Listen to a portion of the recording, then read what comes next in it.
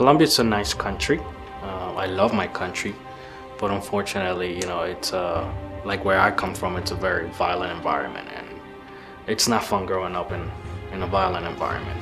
As I was growing up, my father and my brother got kidnapped. My brother got killed, that's one of the reasons why we're here in Canada. We came as refugees. I was just looking for a place to be safe.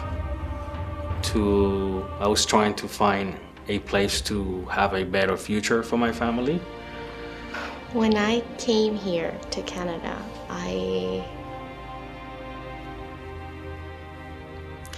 felt sad, but at the same time I felt that I had freedom. After we crossed the border, I remember a lady at the border who works for the border as a translator.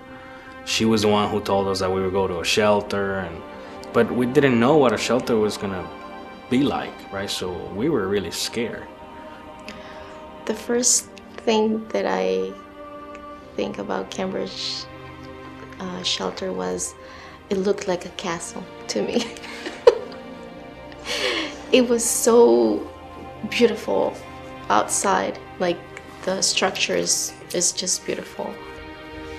When I first thought of coming to this shelter, I felt a little scared, very scared actually, because I knew there was going to be complete strangers over there, right?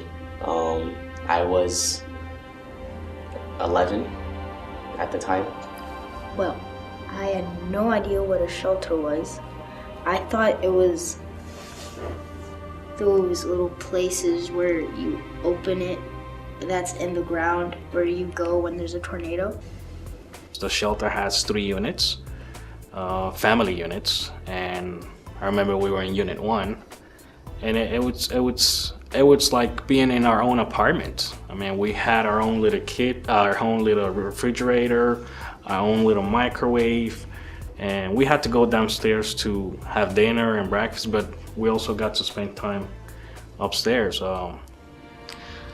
Well, Janice did for us a lot of things, and I think one of the most important things it was the support. You will see her not just as a person that is working at the shelter to help people, but what she did was to give us love. We call her grandma because that's how she presents herself, right? Janice has become like my mom. It's been 4 years since we arrived to Canada, and up to today I still go to Janice when I go through struggles. Many times in school as a second language is hard, and many times I felt like just going to work, but just thinking that I wanted to give my family a better future than just working at factories. I said, no, I'm just gonna keep going, and she will pump me up every time. And I always had a dream of becoming a firefighter, which I'm not a firefighter yet. This is my student uniform, but Janice has encouraged me to keep going. I'm currently enrolled in the Conestoga College. I'm taking the Human Services program, and it's a 1-year program. I never had the opportunity to go to college before, and it's an amazing place. Like my wife said, we never had the opportunity to go to college. Being able to get up in the morning and get ready, like I said, this is just a firefighter uniform, student uniform. I still feel proud. I still feel so thankful and privileged to be accepted to the program.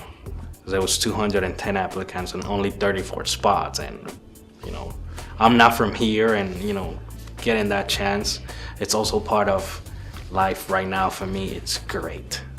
what else can I say? I enjoy being here every single day. I thank God for being here, and I love volunteering here. You know, I'm pretty much on call for the shelter anytime a Spanish family arrives.